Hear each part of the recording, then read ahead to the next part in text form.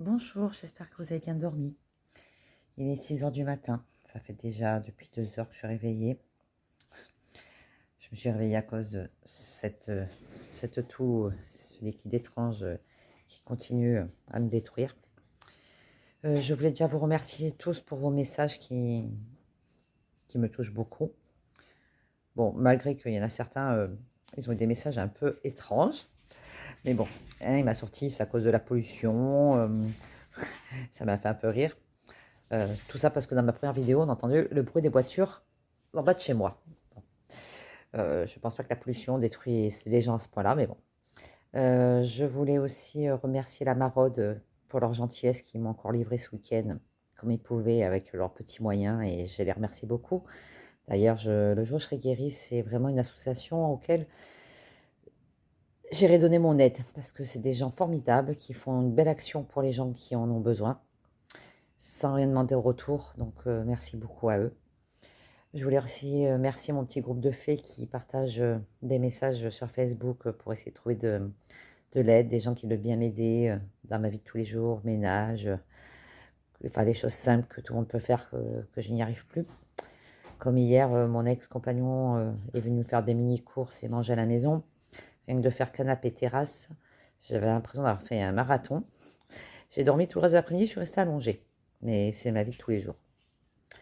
Euh, quoi d'autre Je voulais aussi remercier la dame qui m'a fait qui m'a contacté, qui me fait livrer des produits hydrati, je sais pas comment ça s'appelle, mais bon, elle veut bien me les livrer de elle-même, de ses frais, alors qu'elle vit pas dans ma région, donc je voulais la remercier parce que je trouve ça vraiment extrêmement gentil de sa part. Euh, hum, Mes amis continuent à partager ma cagnotte, mais je crois qu'apparemment ça a touché déjà le maximum de gens dès le départ. Elle ne fonctionne plus trop.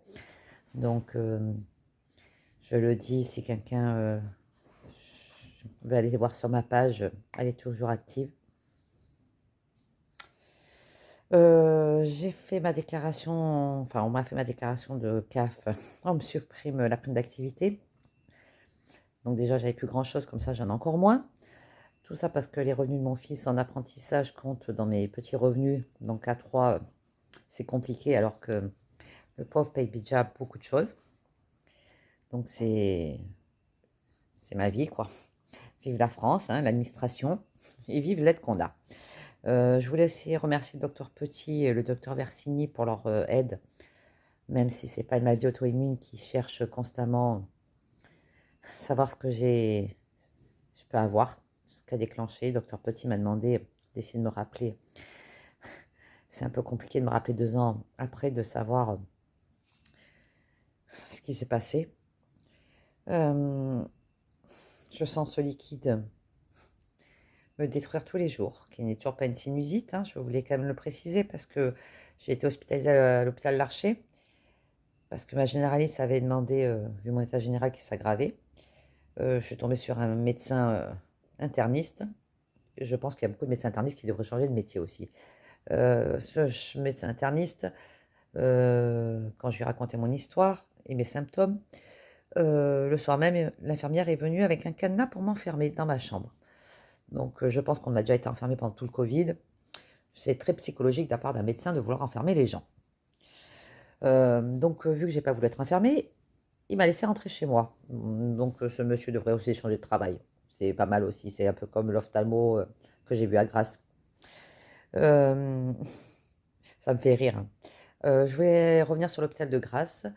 Euh, Ce médecin qui m'a laissé sortir en me disant vous tenez sur vos jambes, vous pouvez rentrer chez vous. Et j'ai trouvé ça un peu une phrase un peu débile parce que ma maman, avec un cancer du pancréas, jusqu'au dernier moment, continue à aller travailler dans son jardin à cultiver ses légumes alors qu'elle avait un cancer phase terminale.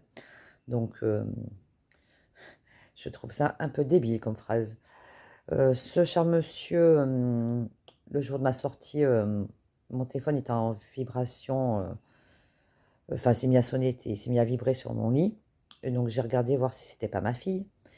Et il m'a arraché le téléphone des mains en me disant il est interdit de nous enregistrer. Parce que d'après moi, il avait quelque chose à se reprocher vu qu'il n'était jamais venu me voir en 10 jours. Ma généraliste a téléphoné, enfin, la généraliste du MGN a téléphoné pour savoir pourquoi je n'avais pas vu de médecin, au docteur Did, qui est chef de service, qui lui a dit c'est impossible. Donc elle a demandé de se renseigner. Il a refusé de se renseigner pour pas se mettre ses confrères à dos. J'ai pris mon courage à deux mains, j'ai téléphoné. Et effectivement, la secrétaire, après quelques recherches, s'est rendu compte que le médecin était venu me voir que 2 fois. Alors bizarrement, la secrétaire sait le faire, mais pas le médecin, pas le chef de service. Depuis, je demande un compte rendu de mon hospitalisation et un livret, pour savoir un peu pourquoi, comme quoi il était venu me voir que 2 fois, parce qu'apparemment c'est bien noté.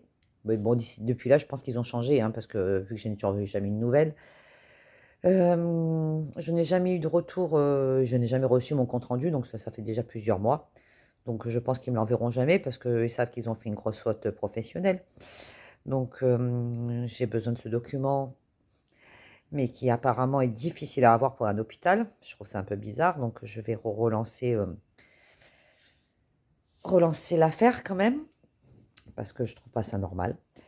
Vous voyez, quand les médecins ne savent pas ce que vous avez, ils ne cherchent pas trop. Mais bon, ça, je l'ai bien remarqué en 2 ans. C'est un peu comme les urgentistes. Grâce aux petites fées rebelles et aux messages, j'ai eu des contacts de personnes que je n'avais pas eues depuis très longtemps. Des gens qui ont fait partie de ma vie à une époque et qui a repris contact avec moi. Et ça m'a fait énormément plaisir d'avoir de ces nouvelles, de ces personnes, dont hier une amie qui était une amie à l'époque, hein. La vie a fait que on est tous un peu bêtes et cons à un moment de notre vie. On ne prend pas les mêmes chemins, on a tous nos problèmes, on ne voit pas les choses de la même façon. Enfin, et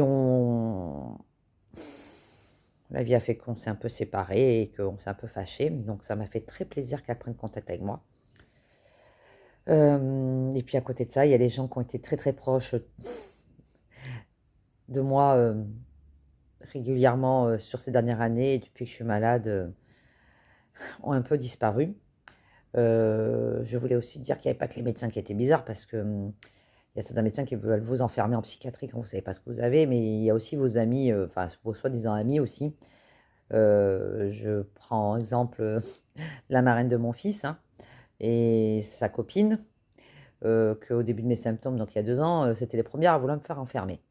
Donc elles ne sont pas médecins, hein, mais bon, au lieu de donner de l'aide, et de l'aide, soi-disant qu'on est amis, être là pour nous, elles prennent le chemin le plus court, comme beaucoup de gens. Mais c'est pas grave, au moins la vie permet, tout ça me permet de savoir qui sont mes amis proches, les gens bien, et puis les gens qui me servent à rien en fait, et que j'ai cru pendant des années qu'ils étaient là par amitié. Voilà un peu en gros ma journée, mes nuits. Euh, Quand je me dis que ma vie était comme ça, et que je suis ça maintenant, je me dis il y a un problème. Donc c'est un peu compliqué. Voilà. Bon, je vous souhaite une belle journée. J'espère que pour vous tout va bien. Et merci encore pour tout votre soutien. À demain.